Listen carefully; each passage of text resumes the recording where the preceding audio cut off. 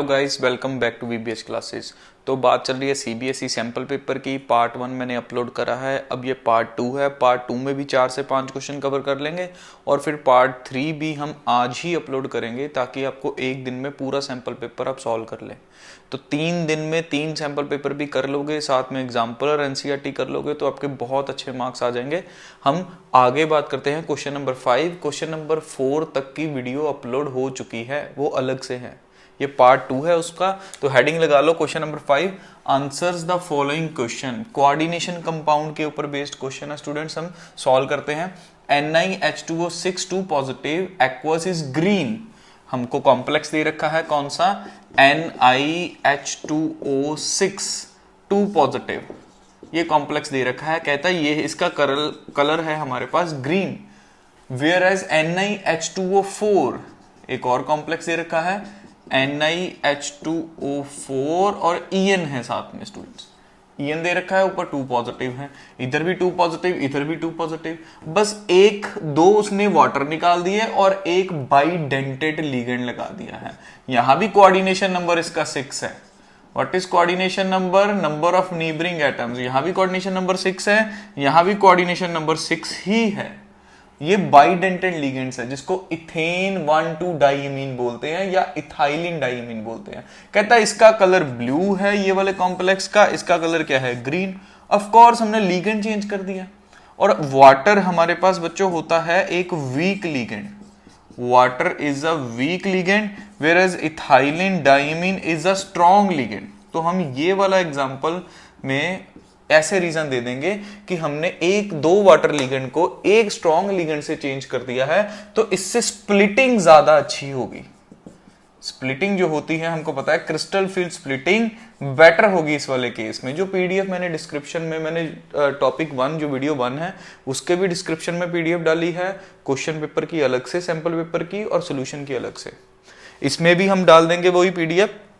तो स्प्लिटिंग इसमें बेटर हो रही है, क्यों, क्योंकि लीगेंड स्ट्रॉन्ग आ रहा है। दो चीजें याद रखनी है, इधर लीगेंड वीक है इसलिए स्प्लिटिंग इतनी ज्यादा नहीं हो रही है, इधर स्प्लिटिंग बहुत ज्यादा हो रही है, इसलिए इसका कलर जो है वो ग्रीन से ब्लू में चेंज हो गया।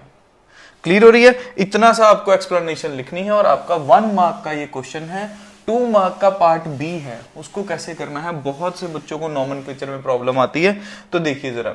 इस बार उसने नाम दे रखा है, हमको स्ट्रक्चर बनाना है और साथ में उसने पूछा है हाइब्रिडाइजेशन भी बताओ। तो सबसे पहले देखो क्या है, cobalt, central metal atom cobalt है, ओके।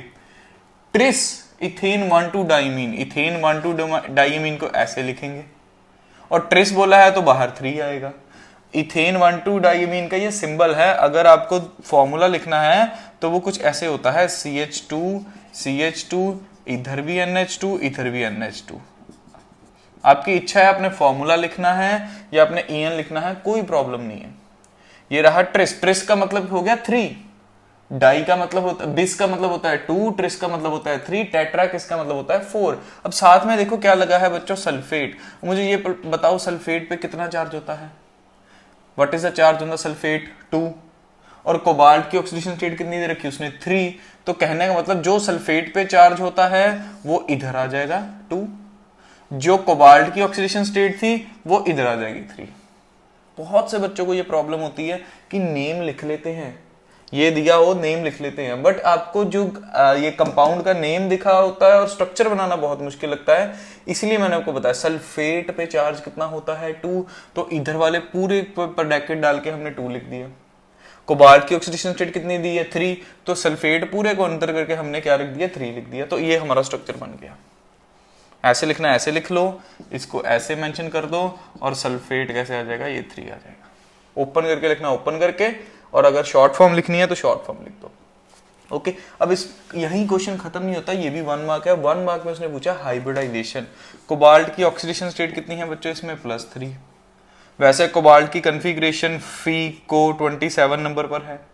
कैसे याद रखते थे हम, सट्टी, वकरमन, फीको, नीकू, जन। देखो 27 पे आ रहा है। If it is 27, configuration will be 3d7 4s2। 3 electron निकल गए तो CO3 positive will be 3d6। How will you write 3d6 and 4s2? 1 2 3 4 5, ये हो गए 5। दिस इज 3d5, ये आ गया s, s के बाद क्या आएगा p, 1 2 3, 3d6 क्या होगा 1 2 3 4 5 और 6 पेयर।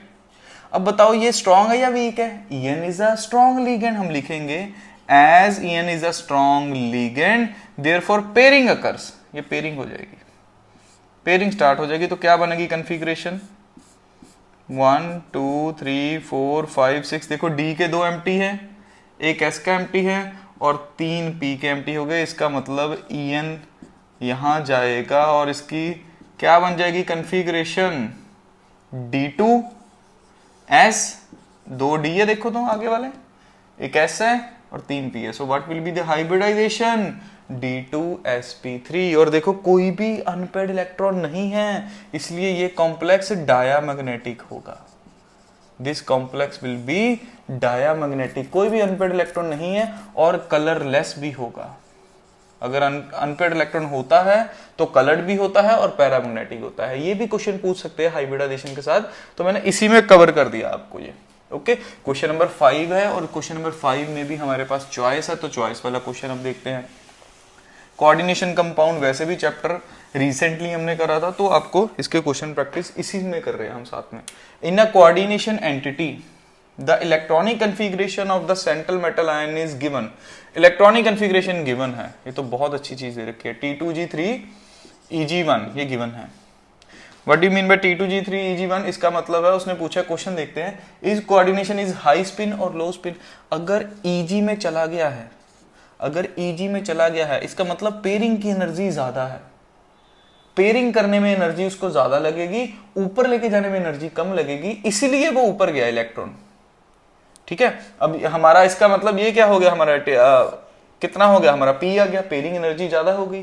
तो हाई स्पिन होता है या लो स्पिन होता है? स्पिन मैटर करती है, स्पिन ज्यादा आ रही है, देखो इधर 3 है इधर 4 है, 4 स्पिन होगी, तो ये हाई स्पिन हो गया बच्चों। कैसे याद रखेंगे हम?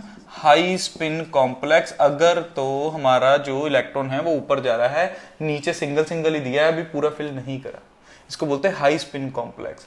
और दूसरा क्या कहता है? Crystal field splitting diagram. और इससे ज्यादा क्लियर होगा, अब इससे आपको ऊपर वाला भी ज्यादा क्लियर हो जाएगा। ये रहा क्रिस्टल फील्ड स्प्लिटिंग, इस तरह से 5 जाएंगे, 5 किस में लूटेंगे? T2G3 और फिर जाएंगे Eg2, ये देखो ऐसे, दिस इज T2G3 1 2 3, फिर 4th जाएगा इसमें, ये बेरी सेंटर होता है, ठीक है, स्प्लिटिंग शो हो रही है। This is T2G3, T2G3 means single single electron गया।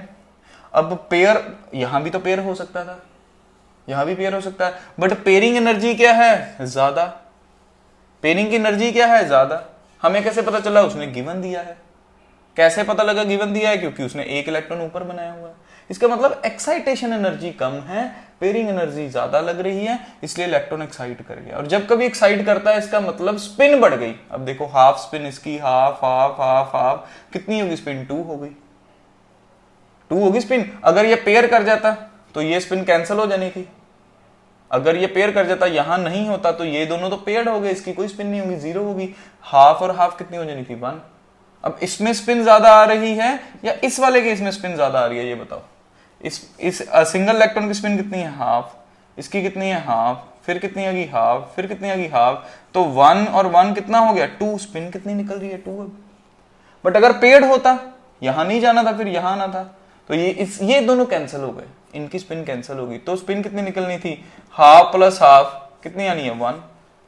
तो स्पिन किस केस में ज्यादा आ रही है? इस केस में ज्यादा आ रही है, इसीलिए हम बोलते हैं ये जो कॉम्प्लेक्स हमको दिया है, जिसकी कन्फिग्रेशन T2G3 Eg1 है, this is high spin complex. Spin देख के हमने बताया हाई स्पिन हो रही है, और ये ऑक्टाहेड्रल के लिए है, पेयरिंग एनर्जी ज्यादा लग रही थी, इसलिए पेयर नहीं हुआ, एक्साइट कर गया। क्लियर हो रहा है? बहुत इजी क्वेश्चन है कोऑर्डिनेशन कंपाउंड के। अब ऐसे ही क्वेश्चन देखो आगे 4 से 5 क्वेश्चन और खुद से कर लो, पीडीएफ है, 2 से 3 बार लिख लेना। सैंपल पेपर, अगर किसी बच्चे ने 3 से 4 सैंपल पेपर सॉल्व नहीं करे हैं तो आपको एग्जाम में डिफिकल्ट लगेगा। जितनी भी मर्जी तैयारी कर लो, एनसीईआरटी कर लो, एग्जाम्पलर कर लो, क्योंकि एक पैटर्न होना चाहिए माइंड में कि पहले 3 क्वेश्चन आएंगे 2 मार्क्स के, फिर क्वेश्चन आएंगे 3 मार्क्स के, फिर क्वेश्चन आएगा 5 मार्क का। वो पैटर्न आप सीधा जाके एग्जाम में देखोगे तो मुश्किल लगेगा, उससे पहले 2-3 बार लिख रखा होगा तो वो इजी हो जाएगा। आगे बढ़ते क्वेश्चन नंबर 6 पे। क्वेश्चन नंबर 6 हमारे पास है बच्चों, account for the following, D and F का क्वेश्चन है। तो रीजन सर, रीजन मैं बता देता हूं। ओके, तो करते हैं। Titanium 4 is more stable than titanium 2 and titanium 3, a part है। What is titanium? स्कैनेडियम के बाद आता है टाइटेनियम, ये है एटॉमिक नंबर 21, ये है एटॉमिक नंबर 22।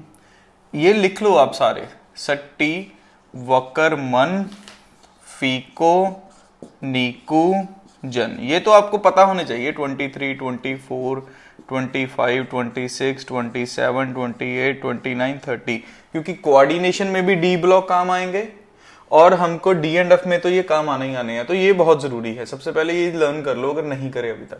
टाइटेनियम ये रहा, कॉन्फ़िगरेशन 3d2 4s2। अब कहता है टाइटेनियम मेरे को 4 पॉजिटिव लिख के दिखाइए। टाइटेनियम 4 का मतलब क्या हो गया, चारों के चारों इलेक्ट्रॉन निकल गए, 3d 0 रह गया। तो ये तो नोबल गैस बन गई, nearest to noble gas configuration हो गया ये हमको, तो स्टेबल होगा ये हमारे पास। Yes, this will be stable. But if I talk about titanium 3, titanium 3 will be 3d1, तो ये तो स्टेबल नहीं हुआ।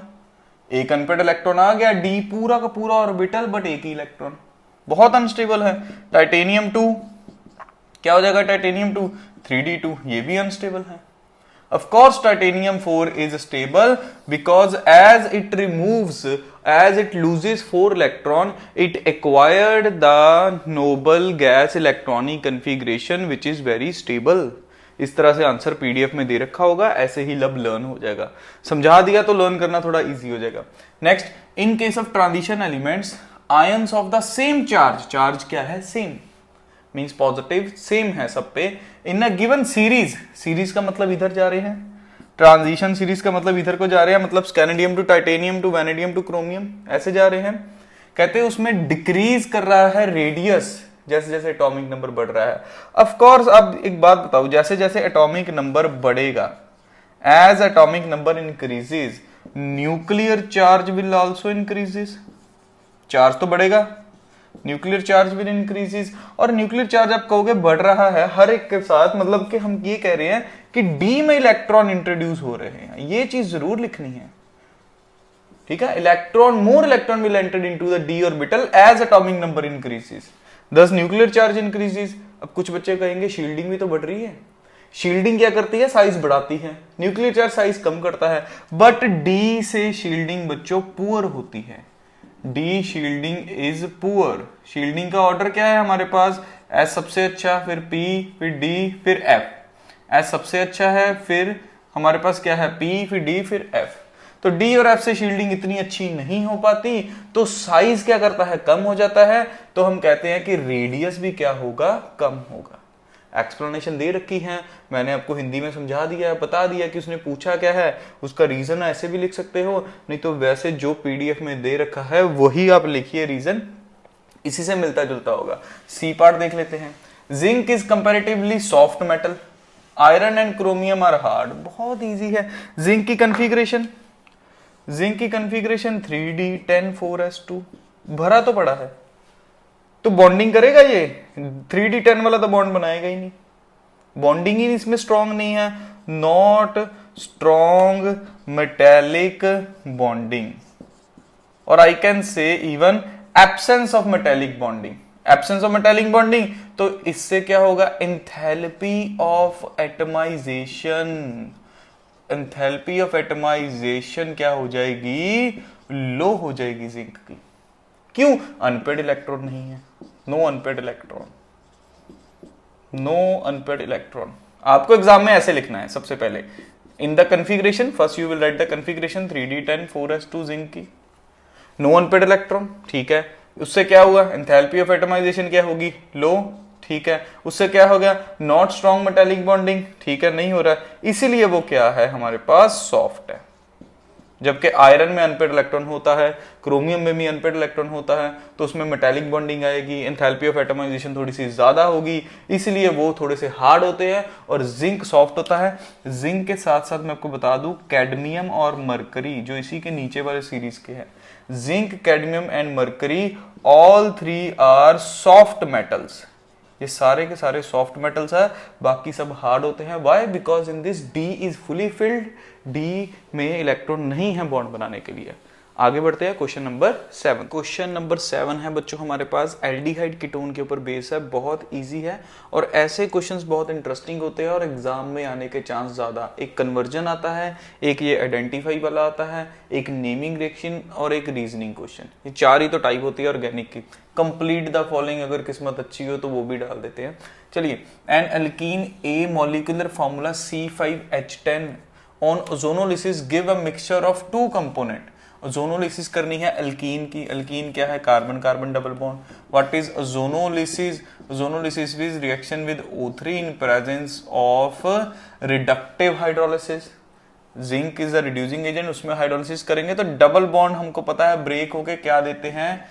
Carbonyl compounds. ये हमने बेस पढ़ा हुआ है पहले। तो कहते हैं जब ओजोनोलिसिस कर रहे हैं किसी अल्कीन की जिसका कंपाउंड C5H10 है, उसमें हमारे पास पॉजिटिव फेलिंग टेस्ट दे रहा है B। Also form iodoform test on treatment with I2 and NaOH। पहले ये बताओ फेलिंग टेस्ट कौन देता है? एल्डिहाइड देता है या कीटोन देता है? एल्डिहाइड देता है, हमको पता है। फेलिंग सॉल्यूशन टेस्ट सबसे पहले तो 5 कार्बन के एल्कीन बना दो, 1 2 3 4 5। एक तो ये बन सकता है, सेकंड ये बन सकता है, थर्ड 4 ऐसे कर दें, एक ब्रांच में ले जाएं, ये बन सकता है, फोर्थ ये बन सकता है। इनमें से एक है हमारा answer. All are having C5H10। अब देखो नेक्स्ट पढ़ते हैं, 2 बन रहे हैं B and C। Compound B gives positive Fehling test. B जो है वो फेलिंग टेस्ट से मतलब फेलिंग सोल्यूशन से टेस्ट करके पॉजिटिव दे रहा है, तो B must be any aldehyde. Aldehyde होना चाहिए सबसे पहले तो B। Okay, and also form iodoform. तो आइडोफॉर्म अब कार्बोनिल कंपाउंड कौन सा होगा? ये वाला। और एल्डिहाइड भी होना चाहिए, इसका मतलब इधर क्या लगेगा? H। तो B तो हमें पता चल गया। सर हमें कैसे पता चला? CH3CO लिंकेज होती है। आइडोफॉर्म की लिंकेज क्या थी? ये उसने कहा है कि आइडोफॉर्म देगा, साथ में वो कह रहा है positive Fehling test. Positive Fehling test कौन देता है? एल्डिहाइड। एल्डिहाइड तभी बनेगा जब यहां पर 4th बॉन्ड हाइड्रोजन लगेगा।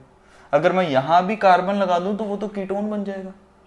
ये कंडीशन उसने नहीं दे रखी है, तो हमको B कंपाउंड पता चल गया। What is B?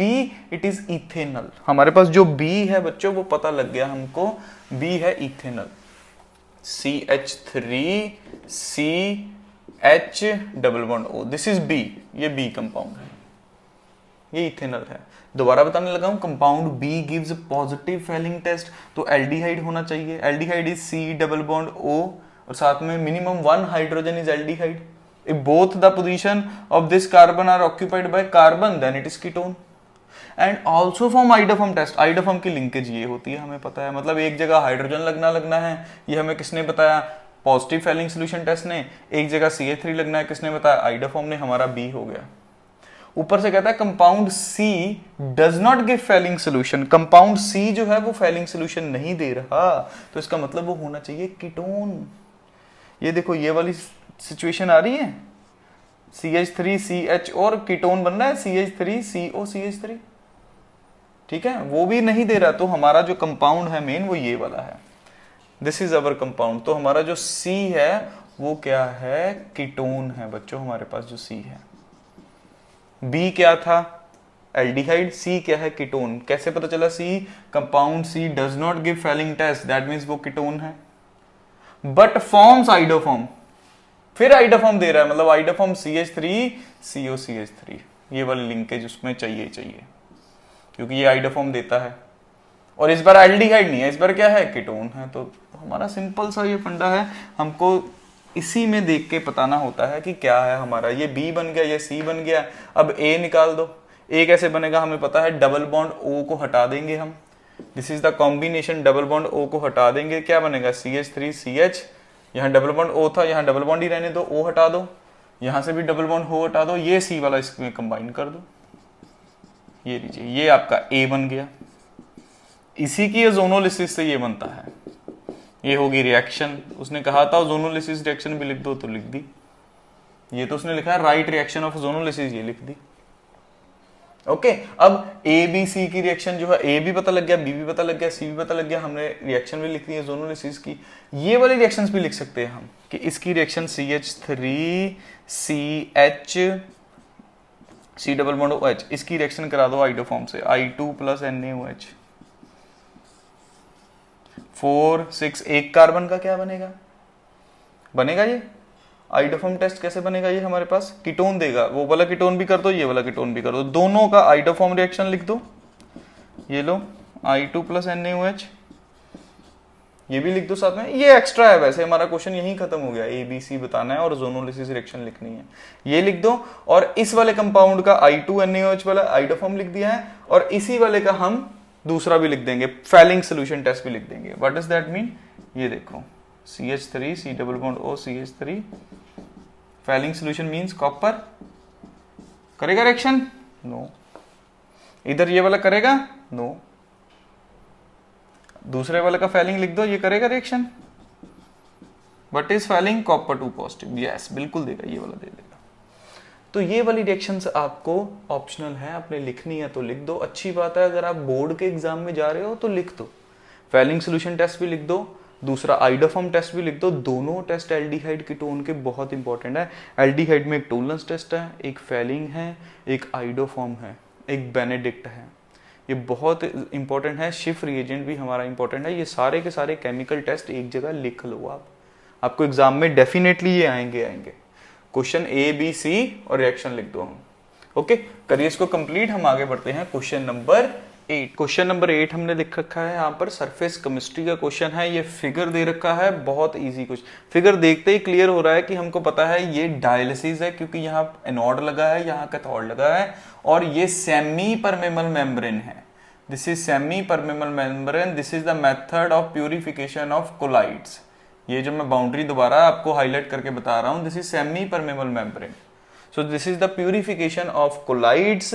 ये क्रिस्टलाइड होते हैं, ये सोल पार्टिकल है। क्रिस्टल जैसे ही हम इलेक्ट्रिक फील्ड अप्लाई करते हैं, ये नेगेटिव पार्ट है, ये पॉजिटिव पार्ट है, तो क्रिस्टलाइड हमारे कोलाइड से सेपरेट होना स्टार्ट हो जाते हैं। ये फिगर दे रखा है, उसने पूछा which process is represented in figure, हम बोलेंगे इलेक्ट्रोडायलिसिस। प्रोसेस पूछा, जितना पूछा उतना बता दो। इलेक्ट्रोडायलिसिस है number 1। Number 2, what is the application of the process, क्यों यूज करते हैं हम, एप्लीकेशन क्या है इसका, हमको कोलाइडल पार्टिकल सेपरेट करने हैं। It is use to separate colloidal particles from crystalloids. From crystallite से हम इसको क्या करते हैं, सेपरेट करते हैं, क्योंकि सिंपल सी चीज है। और एप्लीकेशन अगर हम बोलें तो क्या होगी, और भी 1-2 एप्लीकेशन लिख सकते हैं, एक लिख दो तब भी ठीक है, क्योंकि 3 मार्क्स का क्वेश्चन है, 3 पार्ट्स दे रखे हैं। Can the same process occurs without applying electric field, yes. Normal dialysis भी तो है हमारे पास, बट कहता है इलेक्ट्रिक फील्ड अप्लाई क्यों करा है, यस। हम पहले तो यस लिख दिया हमने आंसर उसका, can the same process occur without applying electric field, yes, but dialysis is a slow process. दिख रखा होगा आपको पीडीएफ में, dialysis is a slow process to increase the speed, to increase the speed we required electric field, हमको electric field चाहिए। तो इस तरह से ये ABC हो गया, बहुत इजी। सरफेस केमिस्ट्री एक हमारा इजी चैप्टर है, कोऑर्डिनेशन भी इजी है। ऑर्गेनिक अगर आपने वही 4 चीजें कर ली, एक तो क्वेश्चन हो गए आइडेंटिफाई वाले, एक complete the following, convergence, naming और केमिकल टेस्ट, वो भी हो जाएगा हमारा। और नर्स्ट इक्वेशन और इलेक्ट्रो के जो न्यूमेरिकल्स हो गए, कॉलरा चला के वो कर लो। सारा चैप्टर करते हुए अब ये सैंपल पेपर सॉल्व कर लो। ये हमारे क्वेश्चन हो गए 8, क्वेश्चन बचे हैं 9, 10, 11, 12, बस 3-4 क्वेश्चन रह गए हैं, वो करके आपका एक सैंपल पेपर कंप्लीट। उसके बाद दूसरा 3 सैंपल पेपर मिनिमम सब ने करके जाने हैं, 3 सैंपल पेपर विद NCERT। मिलते हैं नेक्स्ट क्वेश्चन में।